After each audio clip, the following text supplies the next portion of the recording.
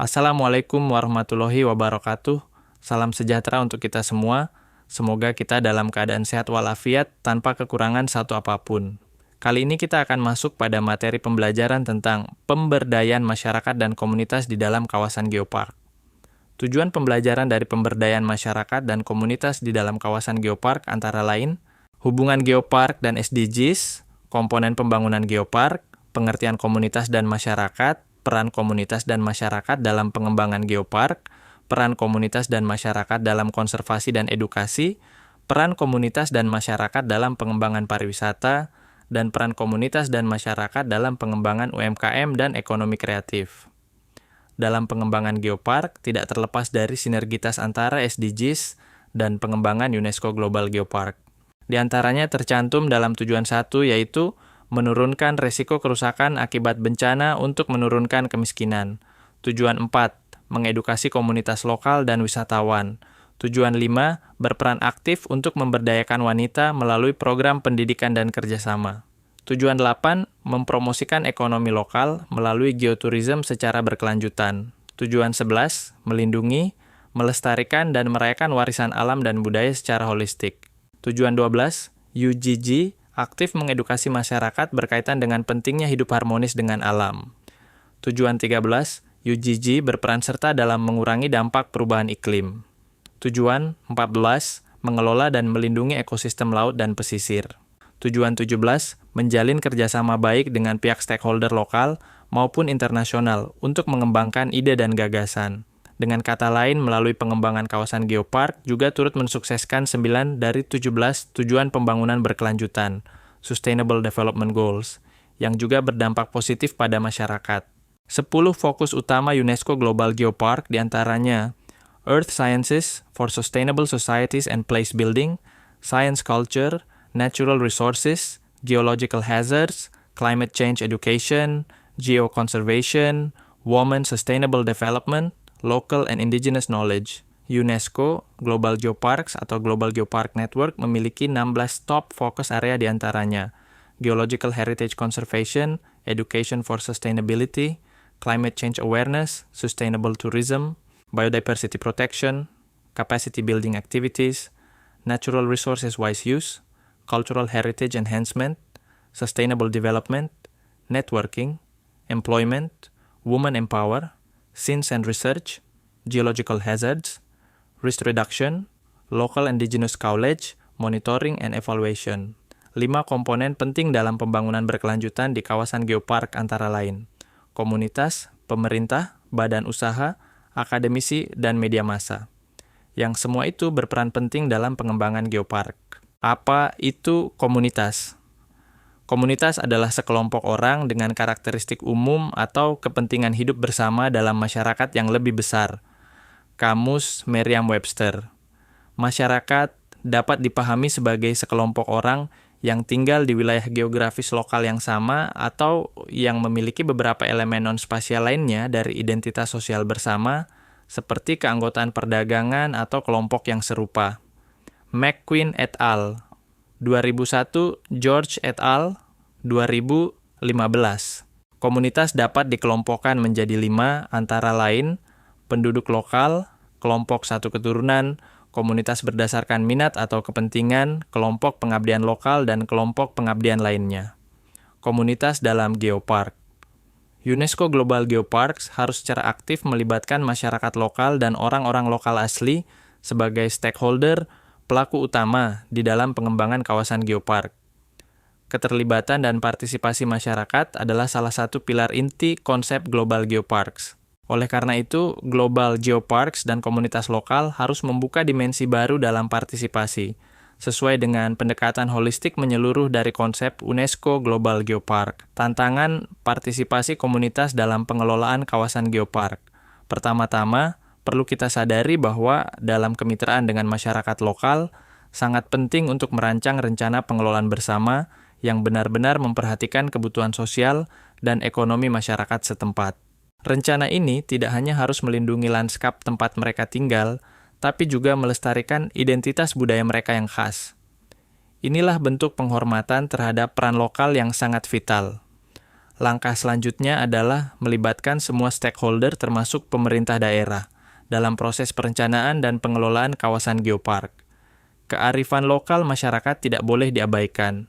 Sebaliknya, nilai-nilai lokal ini harus dimunculkan dan disandingkan secara selaras dengan ilmu pengetahuan modern agar pengelolaan menjadi lebih kuat dan berkelanjutan.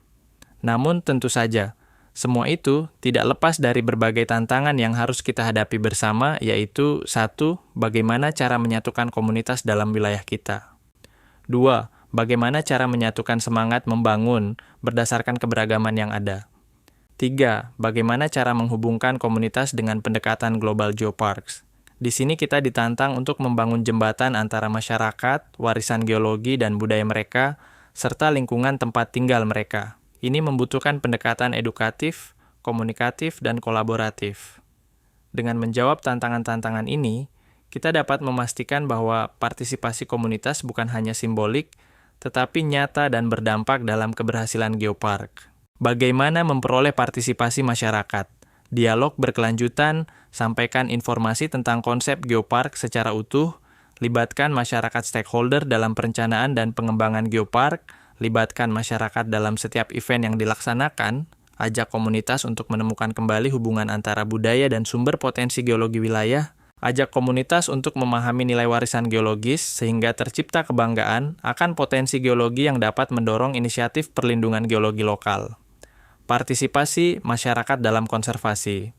Di dalam kegiatan konservasi, masyarakat bukan hanya menjadi penonton, tetapi juga pelaku utama yang berkontribusi langsung dalam menjaga dan melestarikan lingkungan. Edukasi dan pelibatan masyarakat menjadi strategi kunci agar nilai-nilai konservasi bisa tertanam sejak dini. Aktivitas konservasi dan edukasi di kawasan geopark. Kegiatan konservasi atau perlindungan terhadap sumber daya alam juga aktif dilakukan oleh masyarakat di kawasan geopark. Aktivitas ini melibatkan pelajar, mahasiswa, hingga wisatawan yang datang berkunjung ke kawasan geopark.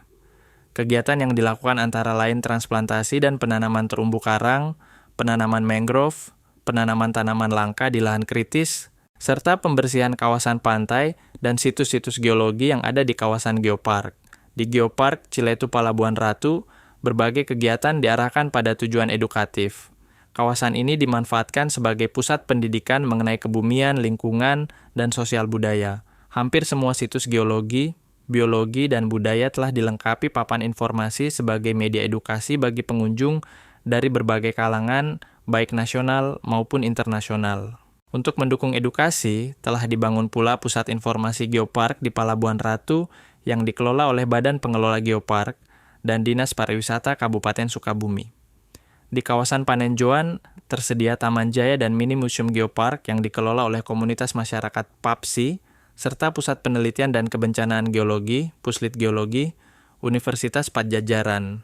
Program Geopark Goes to School juga diterapkan di kawasan geopark, sehingga banyak siswa dari tingkat TK, SD, SMP, SMA, hingga mahasiswa perguruan tinggi datang berkunjung untuk belajar secara langsung mengenai geopark. Partisipasi masyarakat sangat penting dalam pengembangan pariwisata.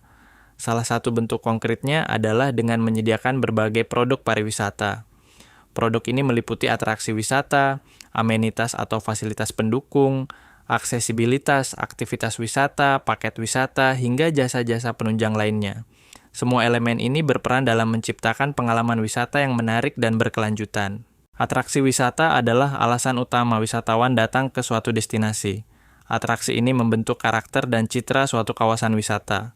Secara umum, atraksi wisata dibagi menjadi 3 jenis, yaitu atraksi alam, atraksi budaya, dan atraksi buatan manusia.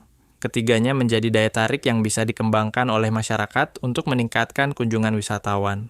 Atraksi alam seperti pantai, pegunungan, sungai, air terjun, dan keanekaragaman flora fauna menjadi daya tarik utama bagi wisatawan. Masyarakat dapat berperan aktif melalui berbagai peluang usaha, seperti menyediakan spot foto, menjadi pemandu wisata alam, hingga mengembangkan jalur geowisata. Selain itu, menjaga kelestarian dan kualitas lingkungan juga menjadi bentuk kontribusi penting dalam pengembangan atraksi alam yang berkelanjutan. Atraksi budaya sebagai salah satu daya tarik utama dalam pengembangan pariwisata lokal.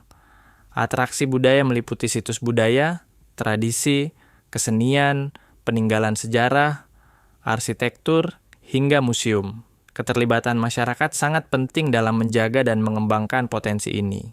Melalui partisipasi aktif, masyarakat dapat mengembangkan desa wisata, membangun sanggar seni dan budaya, mempertahankan tradisi lokal, dan memelihara situs budaya yang ada. Dengan demikian, atraksi budaya tidak hanya menjadi sarana pelestarian warisan leluhur, tapi juga membuka peluang usaha dan ekonomi kreatif bagi masyarakat sekitar. Selain atraksi budaya, daya tarik wisata juga bisa datang dari atraksi buatan. Contohnya seperti taman tematik, tempat rekreasi, festival, seni pertunjukan, hingga konser musik. Atraksi-atraksi ini bisa menjadi sarana hiburan dan edukasi, serta membuka peluang ekonomi baru bagi masyarakat. Peran masyarakat sangat penting, misalnya dengan mengadakan kegiatan rekreatif secara swadaya, seperti nonton bareng atau pasar malam, dan juga menyelenggarakan pagelaran seni dan budaya. Dengan partisipasi aktif, atraksi buatan bisa menjadi motor penggerak ekonomi kreatif di daerah. Amenitas wisata adalah elemen yang memberikan kenyamanan dan kemudahan bagi wisatawan ketika jauh dari rumah. Hal ini meliputi berbagai fasilitas seperti akomodasi, jasa penyewaan kendaraan, perjalanan wisata, serta makanan dan minuman. Contohnya adalah hotel, homestay, rumah makan, angkringan, hingga rental mobil dan motor. Selain itu, masyarakat juga memiliki peluang besar untuk berpartisipasi melalui usaha lokal seperti homestay, camping ground, pusat jajanan, atau jasa transportasi wisata. Kehadiran amenitas ini sangat penting untuk menunjang pengalaman wisata yang menyenangkan dan berkesan. Aksesibilitas mencakup infrastruktur seperti jalan raya, rel kereta api, bandar udara, dan pelabuhan. Selain itu, berbagai moda transportasi juga mendukung perjalanan wisata, baik melalui udara seperti pesawat dan helikopter, laut seperti kapal feri dan kapal nelayan, maupun darat seperti bus, angkot, ojek, dan kereta api. Masyarakat dapat berpartisipasi dalam mendukung aksesibilitas ini, misalnya dengan menyediakan jasa angkot, ojek, sepeda, perahu penyeberangan, hingga rakit. Semua ini berperan penting dalam meningkatkan konektivitas dan pengalaman wisata yang aman serta nyaman. Paket wisata yaitu rangkaian liburan yang mencakup akomodasi, transportasi, tiket masuk objek wisata, konsumsi, aktivitas, serta pemandu wisata. Contohnya antara lain paket wisata Ciletu dengan berbagai durasi, atau paket khusus seperti diving dan memancing. Partisipasi masyarakat dapat dilakukan dengan mengembangkan paket wisata yang unik dan sesuai dengan potensi lokal untuk menarik minat wisatawan. Aktivitas wisata yaitu kegiatan rekreatif yang dapat dilakukan wisatawan di destinasi tujuan. Contohnya sangat beragam seperti berenang, hiking, bersepeda, menyelam, hingga camping dan olahraga air. Partisipasi masyarakat dapat dilakukan melalui penyewaan alat seperti sepeda dan perlengkapan snorkeling, menjadi pemandu wisata, atau menyediakan layanan terapi dan spa. Semua aktivitas ini memberikan nilai tambah pada pengalaman wisatawan, sekaligus membuka peluang ekonomi bagi warga lokal. Jasa pendukung yaitu layanan tambahan yang dibutuhkan wisatawan untuk menunjang kenyamanan selama perjalanan. Contohnya meliputi toko souvenir, pusat perbelanjaan, turis information center, klinik, layanan perbankan, hingga akses internet dan telekomunikasi. Masyarakat dapat berperan dengan membuka usaha seperti toko oleh-oleh, warung internet, salon, serta kerajinan tangan yang sekaligus menjadi peluang ekonomi lokal. Potensi ekonomi kreatif yang dapat dikembangkan melalui klasifikasi geoproduk dan keterlibatan geopark partner. Produk-produk ini mencakup 4 kategori utama: seni kriya, kuliner, seni rupa, dan fashion, yang semuanya mencerminkan kearifan lokal dan kekayaan budaya daerah. Dengan memanfaatkan potensi ini, masyarakat dapat menghasilkan produk bernilai ekonomi tinggi seperti kerajinan dari kayu, makanan khas lokal, karya seni, dan busana etnik yang sekaligus memperkuat identitas destinasi wisata. Peran Geopark Partner dalam mendorong potensi ekonomi kreatif di sektor pariwisata. Beberapa bidang yang termasuk di dalamnya adalah kuliner, film dan video, musik, seni pertunjukan, serta fotografi. Melalui kolaborasi ini, masyarakat dapat berkontribusi aktif dalam memproduksi konten kreatif, pertunjukan budaya, hingga layanan kuliner lokal yang semuanya memperkuat daya tarik wisata dan membuka peluang usaha berbasis potensi lokal. Success story geoproduct di kawasan Ciletuh Palabuhan Ratu UNESCO Global Geopark, yaitu Pawon Moges. Bermula dari kegiatan Festival UMKM pada tahun 2017, Pawon Moges kini berhasil berkembang menjadi pelaku usaha unggulan di bidang kuliner berbasis potensi lokal. Dengan inovasi berkelanjutan dan strategi pemasaran yang luas, produk Pawon Moges telah dipasarkan ke berbagai wilayah di Indonesia, bahkan merambah ekspor ke luar negeri. Pertumbuhan omset yang signifikan dari tahun ke tahun menunjukkan bahwa produk lokal pun mampu bersaing di pasar nasional dan global.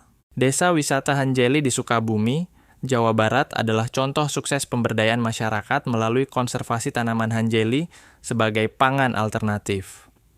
Dengan pendekatan budaya dan konsep eduwisata, desa ini mengembangkan produk olahan lokal seperti Hanjeli Abahasep, meningkatkan kunjungan wisata, dan meraih berbagai penghargaan. Salah satu tokoh inspiratif adalah Teh Wati, mantan buruh migran yang kini menjadi pemandu wisata di desanya. Desa Wisata Hanjeli membuktikan bahwa potensi lokal bisa menjadi kekuatan ekonomi dan budaya. Teluh Jampang adalah produk kreatif berbasis budaya yang lahir dari inspirasi Ciletuh Geopark Festival tahun 2015.